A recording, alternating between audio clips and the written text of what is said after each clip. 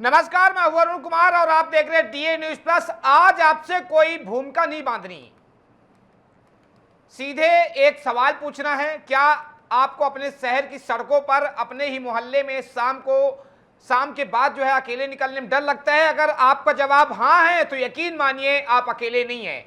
लेकिन इसी सवाल का दूसरा पहलू भी देखिए।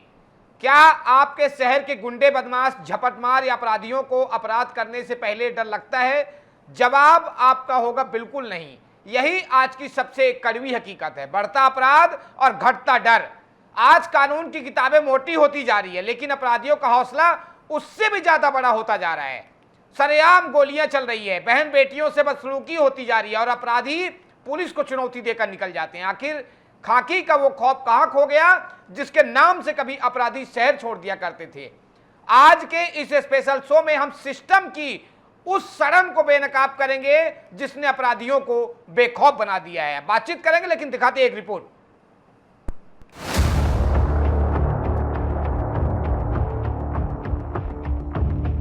अपराधी आखिर इतने बेखौफ क्यों हैं? अपराधियों के हौसले बुलंद होने के पीछे कोई रॉकेट साइंस नहीं है, बल्कि हमारी लचर न्याय प्रणाली है। जब एक अपराधी को यह पता होता है कि जुर्म करने के बाद भी वो कानून की कमियों का फायदा उठाकर सालों साल बाहर घूम सकता है, तो वह डरना बंद कर देता है। हमारे देश में ट्रायल यानी मुकदमे की प्रक्रिया इतनी सुस्त है कि पीड़ित न्याय की आस में बूढ़ा हो जाता है और आरोपी बेल पर बाहर आकर नए अपराधों को अंजाम देता है। दूसरा सबसे बड़ा कारण है गवाहों का टूट जाना। जब एक आम नागरिक किसी बड़े अपराधी के खिलाफ गवाही देने की हिम्मत करता है तो सिस्टम उसे सुरक्षा नहीं दे पाता। धमकी के दम पर गवाह मुकर जाते हैं। सबूतों के अभाव में अपराधी ससम्मान बरी हो जाता है। जब सजा का दर इतना कम होगा तो अपराधियों के मन में कानून का डर कैसे पैदा होगा? कानून का डर सजा की कड़ाई से नहीं, बल्कि सजा की गारंटी से आता है और आज हमारे सिस्टम में उसी गारंटी की कमी है। अब आते हैं सबसे चुभते हुए सवाल पर। पुलिस व्यवस्था पर राजनीतिक दबाव का पहरा कितना भारी है? जब भी कहीं अपराध होता है, जनता सीधे पुलिस को कोसती है। लेकिन क्या कभी हमने सोचा है कि एक ईमानदार पुलिस अफसर के हाथ किसने बांध रखे हैं? सच्चाई यह है कि आज पुलिस का इकबाल अपराधियों के सामने नहीं, बल्कि रसूखदारों की फोन कॉल के सामने घुटने टेक देता है। क्राइम पर लगाम कसने के लिए पुलिस को खुली छूट होनी चाहिए, लेकिन आज की कड़वी सच्चाई यह है कि पुलिस थानों और कप्तानों के दफ्तरों में ट्रांसफर और पोस्टिंग का खेल चलता है। जो अपराधी नेताओं की जी हुजूरी नहीं करता, उसका तबादला किसी ठंडी जगह या लूप लाइन में कर दिया जाता है। जब कानून के रखवाले अपनी कुर्सी बचाने के लिए नेताओं के चक्कर काटेंगे, तो वे अपराधियों पर डंडा कैसे चलाएंगे? जब तक पुलिस रिफॉर्म्स को ठंडे बस्ते में रखा जाएगा और पुलिस को स्वतंत्रता नहीं मिलेगी, तब तक खाकी का वो पुराना रुतबा लौटकर नहीं आ सकता। हमारा तीसरा सवाल, क्या कानून कमजोर है या व्यवस्था पंगु हो चुकी है? दावा किया जाता है कि हमारे पास बहुत कड़े कानून है, लेकिन साहब बंदूक कितनी भी आधुनिक हो, अगर उसे चलाने वाले के पास बारूद ही ना हो तो वो बंदूक सिर्फ एक खिलौना है। यही हाल हमारी कानून व्यवस्था का है। जरा इन तीनों कमियों पर गौर कीजिए जो हमारी व्यवस्था को अंदर से खोखला कर रही है। संयुक्त राष्ट्र के मुताबिक प्रति 1 लाख की आबादी पर कम से कम 222 पुलिसकर्मी होने चाहिए, लेकिन हमारे यहाँ यह संख्या बेहद कम है। एक पुलिस वाला लॉ एंड ऑर्डर भी संभाल रहा है, वीआईपी ड्यूटी भी कर रहा है और केस की जांच भी कर रहा है। आज अपराधी साइबर क्राइम और हाईटेक हथियारों का इस्तेमाल कर रहे हैं और हमारी पुलिस आज भी कई जगहों पर बुनियादी फॉरेंसिक जांच के लिए हफ्तों का इंतजार करती है। जब तक वीआईपी सुरक्षा और थानों के क्राइम डिटेंशन को अलग अलग नहीं किया जाएगा, तब तक अपराधियों को पकड़ना और उन्हें वैज्ञानिक सबूतों के दम पर सजा दिलाना नामुमकिन रहेगा। हम हर रोज खबरें दिखाकर सिर्फ डर का माहौल पैदा नहीं करना चाहते। टीएन न्यूज़ प्लस हमेशा समाधान की बात करता है। अगर वाकई इस देश और समाज से अपराधियों के हौसले पस्त करने हैं तो ये 3 काम युद्ध स्तर पर करने होंगे। जघन्य अपराधों के लिए जीरो टॉलरेंस नीति के तहत स्पेशल फास्ट ट्रैक कोर्ट बने, जहां 90 दिनों के भीतर न्याय की गारंटी हो। दूसरा कदम, पुलिस को सियासी दखल से आजाद किया जाए। अपराधियों की कोई जाति, कोई धर्म और कोई पार्टी नहीं होती, उसके साथ सिर्फ एक अपराधी की तरह बर्ताव हो। तीसरा कदम, मॉडर्न पुलिसिंग, एआई कैमरे, नाइट पेट्रोलिंग और हर मोहल्ले में कम्युनिटी पुलिसिंग को मजबूत करना होगा, ताकि अपराधी को पता हो कि उस पर हर वक्त नजर है। कुमुद मिश्रा की report, TN news plus, Raipur, Chhattisgarh. तो गुंडे ऑन कैमरा रील बना रहे हैं, लेकिन खाकी को चैलेंज करके गुंडे शहर में अपना मौज मस्ती काट रहे हैं। इसी पर हम करेंगे बातचीत करने के लिए हमारे साथ बीजेपी से वैभव वैश्य जी हैं। सर, आपका बहुत बहुत स्वागत है। बालेश्वर प्रसाद जी हैं, पूर्व डीएसपी, सर आपका भी बहुत बहुत स्वागत है। अरविंद शुक्ला जी हैं, एडवोकेट, सर आपका भी बहुत बहुत स्वागत है। चूंकि 22 से ज्यादा राज्यों में सरकार बीजेपी की है, तो सवाल पहले भी सरकार से ही बनता है। वैभव जी, आपके चुनावी भाषणों में कानून का राज और अपराधी जेल में या प्रदेश के बाहर जैसे बड़े बड़े दावे होते हैं, लेकिन सड़कों पर जनता पस्त है और गुंडे मस्त हैं। क्या आपका ये जीरो टॉलरेंस की नीति जो है सिर्फ कागजों की सेर है? जीरो टॉलरेंस की नीति कहाँ कागजों में ढेर है। ये जितने अपराध होते हैं मैक्सिमम ड्रग्स के कारण होते हैं। ड्रग्स पर देखिए हमने क्या कार्रवाई की है। 2.5 साल में 45,000 किलोग्राम गांजा जला चुके हैं। एनडीपीएस में कार्रवाई करके 1100 से ज्यादा लोगों को ड्रग्स का सारा क्वार्टेल जेल में है। दूसरी बात, सफेमा की कार्रवाई होती है जिसमें लोगों की प्रॉपर्टी सीज की गई है। 16 करोड़ से ज्यादा की संपत्ति हम जब्त कर चुके हैं। जितनी गंदगी थी वो हम साफ करते जा रहे हैं। देखिए, गंदगी 5 साल में होती है और आप सोचेंगे कि वो 1 साल में ओवरनाइट साफ हो जाए, तो ऐसा नहीं होता। हम हर मोर्चे पे काम कर रहे हैं। पुलिस का मनोबल ऊंचा है। छत्तीसगढ़ पुलिस जब नक्सलियों को सफाया कर सकती है, तो ये शहर के गुंडे बदमाश भी आने वाले समय में सुधार दिए जाएंगे। जी डीएसपी साहब, एक जमाना था जब खाकी का नाम सुनकर अपराधियों के पैर कांपते थे। आज अपराधी पुलिस को ऑन कैमरा चुनौती दे रहे हैं। खाकी का वो पुराना रुतबा और खौफ कहां खो गया है? क्या वर्दी का इकबाल सचमुच खत्म हो गया है? अरे, सबसे पहले नमस्कार सभी को जो बैठे हमारे। लेकिन ऐसी बात नहीं है कि खौफ खत्म ये हो गया पुलिस का। अभी पुलिस की पुलिसिंग, जैसे आपने बताया कि 22 राज्यों में बीजेपी की सरकार है, जैसे आपने बताया है भी, लेकिन एक्चुअल समझदारी पर जो अपराधियों का एक भी जो अभी ट्रेडिशनल जो पहले का अपराधी थे सब बूढ़े हो गए, मर भी गए, जेल के भीतर हैं। नए टाइप के जो अपराधी जो आ रहे हैं समाज में, सोसाइटी में, डिजिटल अपराधी आप कर सकते हैं, पढ़े लिखे अपराधी। तो डिजिटल अपराधी को खत्म करने के लिए वैसे एक ऐसा समाज में वर्ग बैठा है जो डिजिटल को न समझ के पुराने बातों से कंपैरेटिव करता है, जैसे आप बोल रहे हैं, आपका जो सब्जेक्ट है। लेकिन ऐसी बात नहीं है। हाँ, प्रॉपर में पुलिसिंग में काफी चेंजिंग आया है। जैसे आपने डिबेट में बताया था, जो बोल रही थी रिपोर्ट में, कि अब हर जगह इन्वेस्टिगेशन और लॉ एंड ऑर्डर को अलग किया गया है। काफी प्रयासरत है। अभी डिजिटल का समय है, मोबाइल का समय है और इलेक्ट्रॉनिक सिस्टम है। और कुछ खामियां तो है इसमें, 2 बातें हम एक्सेप्ट करते हैं। 2023 में कानून का व्यवस्था बदला, नई कानून आया, बीएनएस की धाराएं आई, सीआरपीसी बदला, एविडेंस एक्ट बदला, व्यवस्थाएं बदली, टर्म फिक्स हुआ, दिन फिक्स हुआ, इतने दिनों में आपको प्रोसिक्यूशन अपना काम करेगी। लेकिन ये तय है कि जैसे जैसे पॉलिटिक्स पर भी कुछ ऐसे शैडो पड़ता है सोसाइटी में, जो कुछ ऐसे अपराधी हैं, इस बात का सख्त है कि उनका जो मोडस ऑपरेंडी माने एमओ जो है, निश्चित तौर पर उनका भी पॉलिटिकल टाइप का अपराधियों का हुआ है। जैसे पहले आप सब याद करें, पहले किडनैपिंग नहीं हुआ करता था। जैसे आपने बताया कि पहले पुलिस का खौफ ज्यादा था, अभी इधर किडनैपिंग है, रैंसम है, सेटिंग है, जी। चाहे आपने कोर्ट का प्रोसेस बताया कि ये जो कितने तरीका इन्वेस्टिगेशन का चार्जशीट के बारे में चर्चा क्या है, लेकिन है जरूर, लेकिन प्रयासरत हर राज्यों में, विशेषकर हम बिहार राज्य से आते हैं, हमारे बिहार राज्य में से ही हमने पुलिस सेवा लंबा किया, और लेकिन जहाँ तक बिहार का छोटा सा एग्जाम्पल लेकर आपके पूरे हम देश की बात करते हैं, ऐसे काफी जो अब जो पुलिस वाले जो भी आ रहे हैं उनको इन्वेस्टिगेशन किट दिया जा रहा है, सभी राज्यों में ऐसा है, उनको ऐसे स्पॉट आपका पोस्टमार्टम जो भी होगा, एक डिजिटल स्टेटमेंट भी हो रहा है आपको डिजिटल यानी एविडेंस के साथ। डीएसपी साहब, डिजिटल तो जो अपराध हो रहे हैं आज की डेट में, आप अखबार, टीवी या सोशल मीडिया देखिए, गुंडे ऑन कैमरे हैं, ऑन कैमरे रील्स बना के धूम धड़ाका दे रहे, धनाधन गोली बरसा रहे। बहरहाल कोई बात नहीं, वकील साहब से एक जवाब ले लेते हैं। अरविंद जी, कानून की किताबें तो मोटी होती जा रही है, लेकिन जमीनी हकीकत यह है कि ट्रायल इतना सुस्त है कि पीड़ित न्याय की आस में बूढ़ा हो जाता है और अपराधी बेल पर बाहर आकर नए कांड कर देता है। क्या हमारी अदालतें अपराधियों के लिए सेफ हेवन यानी कि सुरक्षित ठिकाना बनती जा रही है? अरुण जी धन्यवाद आपका, डीएसपी साहब आपका भी धन्यवाद, भाजपा वक्ता महोदय का भी धन्यवाद।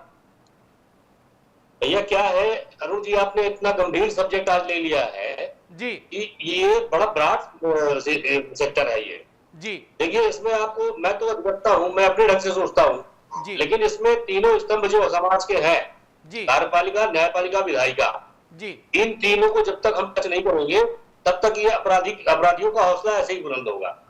आप पहले देखिए, हमारे मध्य प्रदेश में 230 भारतीय जनता पार्टी के जो है विधायक, उसमें से 90 विधायक ऐसे हैं जिनके ऊपर गंभीर आपराधिक प्रकरण चल रहे हैं जी, गंभीर आपराधिक प्रकरण, समझ रहे ना, सेशन ट्रायल जी। दूसरी बात, अपराधियों का राजनीतिकरण कर दिया गया है जी। अब ऑलरेडी वो अपराधी जब विधानसभा और लोकसभा में पहुंच रहा है जी, तो वो क्यों डरेगा किसी कानून को, आप हमको बताओ जी। दूसरा पहलू आप देख लो, कार्यपालिका का पुलिस प्रशासन, गृह विभाग जी, पुलिस प्रशासन में आपको ये पता है कि राजनीतिक दबाव बस पोस्टिंग होती है, एसपी, डीएसपी, टीआई, यहाँ तक कि डायरेक्ट पीएचक्यू से थाने में पोस्टिंग की जा रही जी। क्यों डरेगा वो अगला आदमी, उसको संरक्षण प्राप्त है सत्ताधारी दल का जी। अपराधी को हौसले बुलंद नहीं होंगे तो कैसे, क्या सोचते हो आप? अपराधी के हौसले तो राजनीतिक संरक्षण पर बुलंद होने रहे जी। क्यों? क्योंकि वो जानता है यदि ये टीआई हमारा कहना नहीं मानेगा, डीएसपी हमारा कहना नहीं मानेगा, तो वो चौथे दिन वहां नहीं रहेगा जी। पहले जब राजनीति हुआ करती थी तो उसमें अपराधी और असामाजिक तत्वों को राजनीति से दूर रखा जाता था जी। धीरे धीरे जैसे ही हम इस ओर बढ़े वर्तमान की ओर जी, तो लगभग 20-25 साल पहले से ये व्यवस्था होने लगी कि हर राजनीतिक दल बाहुबली को टिकट देना उचित समझने लगा जी। एक इलेक्शन जो हुआ करता था पहले, वो बहुत नॉमिनल एक्सपेंसेस में हो जाता था जी। आज आप देख लो, एक्सपेंसेस होता है, दारू पकड़ी जाती है, सोना चांदी पकड़ा जाता है, कंबल पकड़ा जाता है, कपड़े पकड़े जाते हैं जी। क्या ये तमाशा? जब तक विधायिका स्वतंत्र नहीं होगी, जब तक विधायिका अपने आप में खुद सुधार नहीं लाएगी, तब तक कार्यपालिका और न्यायपालिका क्या करेगी? सही। हमारे पास न्यायालय में जो मुकदमे आते हैं ट्रायल जी, हमारे थोड़ा सा बोलूंगा, मेरे पास जो न्यायालय में मुकदमे आते हैं ट्रायल करने के लिए, वो तो पूरी अभियोजन स्टोरी आती है हमारे पास जी।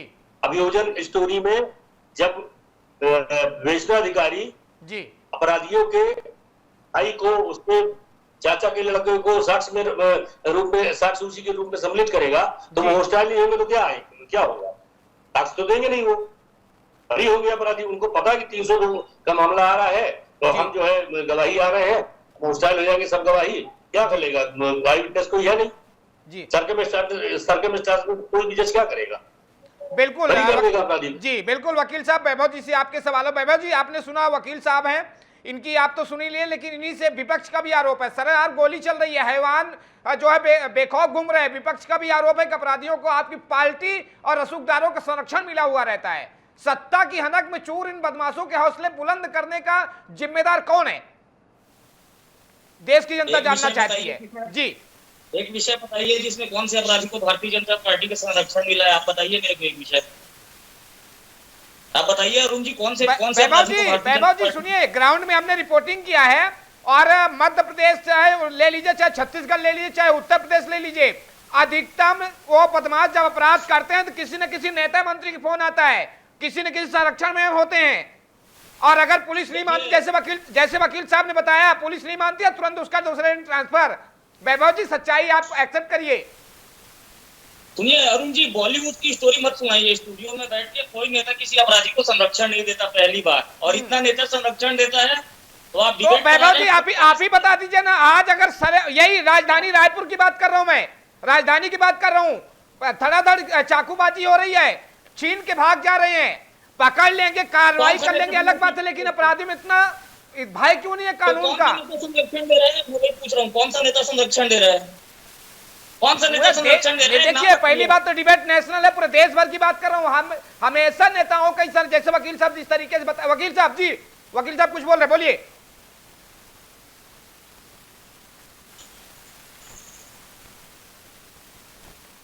बात नहीं करता जी, जहां जहां जो सत्ताधारी रहे हैं जी, वहां वहां आप उनके विधायकों को देख लो जी। कानून कौन बनाता है? स्थानीय कानून विधायक बनाते हैं जी, और लोकसभा स्तर पे बड़े कानून बनाए जाते हैं। ठीक है, इनका लड़का, उनका भतीजा जब SC/ST मुकदमे में फंसता है, जेल जाता है, तो उसको अगले बार शिथिल कर दिया जाता है। नहीं उसका 41(1)(4) की नोटिस देके छोड़ो, 7 साल से कम के गंभीर अपराध है। अरे कोई भी अपराध गंभीर, हर अपराध गंभीर होता है अपने स्तर पे। मेरा मानना यह है कि जब विधायक और सांसद के लड़के पकड़े जाते हैं तो क्यों लचीला कानून बनता है? जी। दूसरी बात, मैं मध्य प्रदेश की बात करता हूं, 230 विधायकों में 90 विधायकों का एफिडेविट आप देखिए, और एफिडेविट में वो लिख के दे रहा है कि मेरे खिलाफ इतने मामले विचारण में है। जी, समझ रहे ना? मध्य प्रदेश की स्थिति तो और बदतर है। यहाँ तो मुख्यमंत्री से लेकर जितने मंत्री बने हैं, कोई भूमाफिया है, कोई डॉन है, कोई किंग है। यहाँ हम लोग देख रहे हैं मध्य प्रदेश में स्थिति क्या है। हर दूसरे दिन SP DSP का ट्रांसफर हो रहा है और इसको 80 से 50% भ्रष्टाचार, उसकी याचिका क्यों नहीं लगा है? देखिए यहाँ बैठ के ना आरोप लगाने से हम अपना काम याचिका करते जाए, आप क्यों नहीं करते? आप तो करता है भारतीय जनता पार्टी के, आप याचिका करिए ना, मैं आपके साथ हूँ। सुनिए ना शुक्ला जी आप वकील हैं, राज्य के कानून वापिस होते हैं। अरे यार बोलिए वैभव जी, बोलिए। राज्य के ना कानून अपने अपने विधायक होते हैं, एक बात। दूसरी बात, विधायकों के ऊपर मामले बनते हैं ना अरुण जी, तो विधायकों के ऊपर मामले बनते हैं राजनीतिक, कभी सड़क जाम करने के, कभी चक्का जाम के, कभी प्रदर्शन के, कभी पुतला दहन के। ऐसे 5 विधायकों के नाम बताइए आप वकील साहब, मेरे को 5 विधायकों के नाम बता दीजिए मध्य प्रदेश से जिनके ऊपर हत्या, अपहरण, लूट जैसे कोई मामला है। अरे अरुण जी देखिए, फालतू का स्टंट करने के लिए ना डिबेट नहीं कर रहे हैं हम लोग, ठीक है? बिल्कुल, हमारा डिबेट का मकसद है अपराधियों पे खौफ हो, कानून का राज चले। एक डिबेट का हमारा सीधा सिंपल मकसद है जी। वही मैं वहीं पे आ रहा था, मेरे को पता नहीं था अरुण जी कि आपका डिबेट है। मैं ये सोच के आया था कि ये परिचर्चा है, परिचर्चा में मेरा जो विषय है ना, मैं वो विषय रख देता हूँ जी। 2 किस्म के अपराधी होते हैं मेरी समझ से, एक जो आदतन अपराधी होते हैं और एक जो नशे में अपराध करते हैं। आजकल जो अपराध की श्रेणी बढ़ रही है वो नशे के कारण है, और नशे के ये जो मैं डाटा वकील साहब दिखा रहे हैं, आपने जो प्रूफ मांगा वो वकील साहब ऑन लाइव टीवी में दिखा रहे हैं। ये शासकीय आंकड़े हैं गुप्ता जी। जी जी जी, ये शासकीय आंकड़े हैं जिसमें 36% विधायक जो है वो 36 विधायक लगभग 22% के ऊपर आपराधिक मामलों, हत्या का प्रयास, गंभीर मारपीट आदि से संबंधित आरोप लगे। ये ऑनलाइन आप देख सकते हैं। मैं ये अपना डाटा नहीं दे रहा हूँ, ये शासन का डाटा दे रहा हूँ। चलिए ठीक है, हम डीएसपी साहब से एक जवाब ले लेते हैं। डीएसपी साहब, जनता जब थाने जाती है तो उसे दुत्कारा जाता है, लेकिन जब कोई रसूख वाले नेताओं का फोन आता है तो वर्दी घुटने टेक देती है। क्या पुलिस के हाथ में सच में सियासी बेड़ियों से बंधे हैं या खुद खाकी की नियत में कुछ खोट है? नहीं, ऐसा बात नहीं। जैसे आपको पुलिस की जो एलिगेशन जो लग रही है, ऐसा बहुत कम पुलिस वाले पाएंगे भ्रष्ट, जो भ्रष्ट पुलिस वालों के लिए ऑलरेडी निगरानी विभाग बना हुआ। आप देखते होंगे कि घूस लेते हुए लोग पकड़ा रहे हैं आपको इस राज्यों में, 22 राज्यों बीजेपी के राज्यों में। कई लोग जेल जा रहे थे, यहाँ तक कि IAS IPS हमारे बिहार में आप देख रहे हैं ना, कितने IAS रिश्तु श्री वाला कांड उठाइए, आपको 2 IAS सस्पेंड हो गए हैं करप्शन में। इसी क्रम में कई एग्जाम्पल्स है जो वकील साहब ने चार्ज दिखाया विधायकों पर। तो सवाल है कि वोट देता क्यों है? अगर कोई करप्ट, अगर कोई MLA खड़ा होते हैं तो क्यों लोग वोट देता है उसको? पहले वोटर को सुधरना चाहिए ना कि अगर वो अपराधी है ये, तो खैर इस पर हम नहीं जाना चाहेंगे। हम जाना चाहेंगे कि पुलिसिंग अब जो डिजिटल जो बनाई जा रही पेज के बाद कुछ कठिनाइयां हैं इसमें। ऑफ रिकॉर्ड खत्म हो गया, एविडेंस आपका डिजिटल हो गया, रिकॉर्डिंग हो गया उस पर, या हर चीज आपको। तो कई अभी भी ऐसे पुलिस वाले हैं कि उनको कंप्यूटर चलाना नहीं आता। फैक्ट रियल हम एक्सेप्ट करते हैं आपके चैनल से। अभी भी कई पुलिस वाले हैं कि उसको मोबाइल चलाना नहीं आता। वैसे जो पुराने जो डीएसपी रैंक के बैठे अभी भी, चाहे मध्य प्रदेश हो, उत्तर प्रदेश, बिहार में हो, प्रमोशन पाके अधिकारी बन गए, लेकिन सब ऑफ द रिकॉर्ड वाले मास्टरपीस है। लेकिन अभी जो नया जो टेक्निकल जो टेक्नोलॉजी है, तो अब सुधरेगा। हम उम्मीद करते हैं कि 1 ईयर के भीतर जितने जो तरह से आदेश लगाए आपने, डिजिटल हो जाएगा। हाई कोर्ट का ऑर्डर, सुप्रीम कोर्ट का ऑर्डर, केस जारी का, ये पुलिसिंग का, एफआईआर का, जब हर चीज डिजिटल है, आपके ऑन रिकॉर्ड है, कैमरा पर रहेगा, हर आदमी को ई कोर्ट फाइल से देने का अधिकार होगा। एक वक्त आएगा कि जो आपका एलिगेशन है निश्चित तौर पर उसका पहरा गिरेगा और पुलिसिंग अच्छी कही जाएगी। कुछ समय लगेगा। वकील साहब, जब कोई आम नागरिक हिम्मत करके किसी बड़े अपराधी के खिलाफ गवाही देने आता है तो कोर्ट रूम के बाहर उसे डराया धमकाया जाता है। कमजोर पैरवी और सबूतों के अभाव में हैवान ससम्मान बरी हो जाते हैं। इस पंगु न्याय व्यवस्था में आम आदमी का भरोसा कैसे टिकेगा? क्या सलाह है आपकी? पहली बात तो अब डीएसपी साहब है हमारे सामने जी, वो अच्छी तरह से जानते हैं जी क्या होता है। पहली बात तो जब पुलिस अपने आई विटनेस लिखती है जी, जब आई विटनेस होती है जी, तो आई विटनेस को सब कुछ पढ़ा लिखा नहीं पाती जी। केवल वो पुलिस तो ये सोचे करती है कि जो हम लिख रहे हैं स्टोरी ये समझ रहा है तो ये जानता है, लेकिन उसको पढ़ाया नहीं जाता। इसीलिए हमारे यहाँ कोर्टों में व्यवस्था हुई थी जी, क्लासिफिकेशन कर दिया गया था आपराधिक मामलों को जी, ये सनसनी में आएगा जी, इसमें आएगा, जनरल केस में आएगा, ऐसा करके क्लासिफाई पहले किया था। तो उसमें साक्षियों की ड्यूटी लगती थी, वो आके पहले साक्षियों को ट्रेन करता था जी, फिर उसके बाद जो है वो बयान उनका न्यायालय पहुंचता था जी। अब आम नागरिक जिसको जो हैंड टू माउथ है, किसी घटना का चक्षुदर्शी साक्षी है वो जी, तो वो न्यायालय में आके उसको भय है। एक तो वो सोच रहा है कि हम अपने दिनचर्या में लगे हुए हैं, कहां से हमको गवाह बना दिया। लेकिन आए जब उसने देखा कि अरे 5 आदमी खड़े हैं गन लिए, चलो भैया, अब वो देख तो डर गया कि इसके खिलाफ हम गवाही देंगे तो हमारा भी मर्डर है जी, पहली बात। दूसरी बात जी, एक आतंक को खत्म करने के लिए दूसरा आतंकी पैदा करना जी। अभी आपने उत्तर प्रदेश में अहमद का मर्डर देखा जी,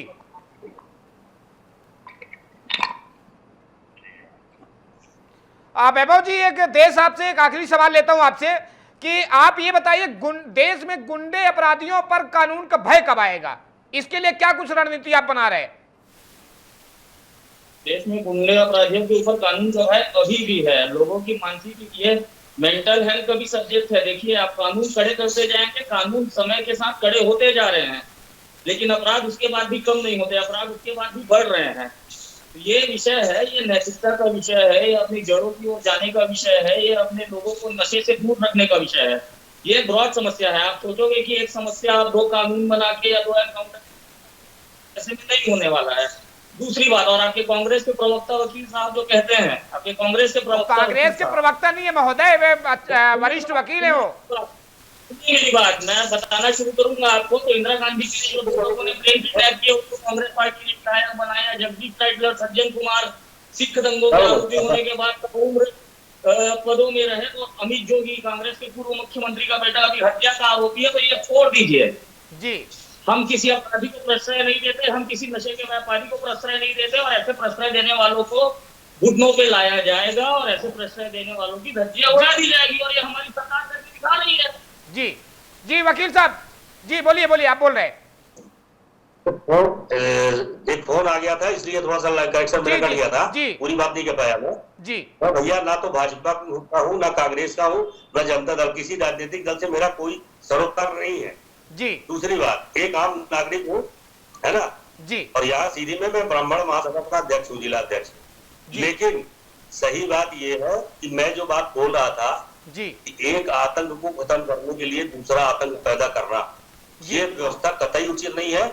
और भय तो लोगों को पुलिस का जो संबंध होता है आम जन से, जी जी, उसके बीच में जो गैप है, वो गैप जिस दिन नहीं रह जाएगा उस दिन आतंकवादी और अपराधी डरेगा। बिल्कुल, वरना अपराधियों के हौसले राजनीतिक संरक्षण पर ऐसे ही बुलंद होंगे।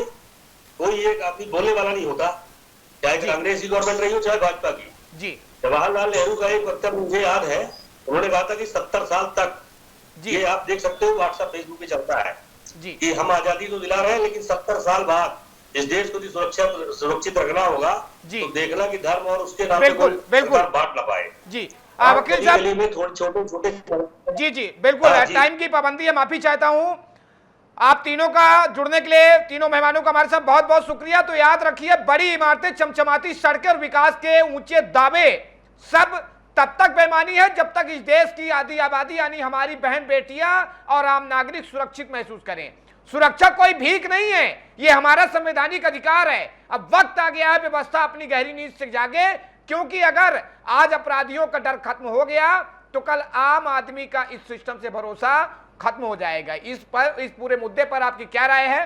क्या आपके इलाके में भी अपराध बढ़ रहा है और पुलिस का डर घट रहा है? अपनी राय, अगर ये डिबेट यूट्यूब या सोशल मीडिया में देख रहे हैं तो सब्सक्राइब जरूर करें। इस विश्लेषण में आज हमारे साथ इतना ही। निष्पक्ष और बेबाक खबरों के लिए हमारे चैनल को सब्सक्राइब करें। मैं अरुण गुप्ता आपसे विदा लेता हूं। सुरक्षित रहिए, सजग रहिए, नमस्कार।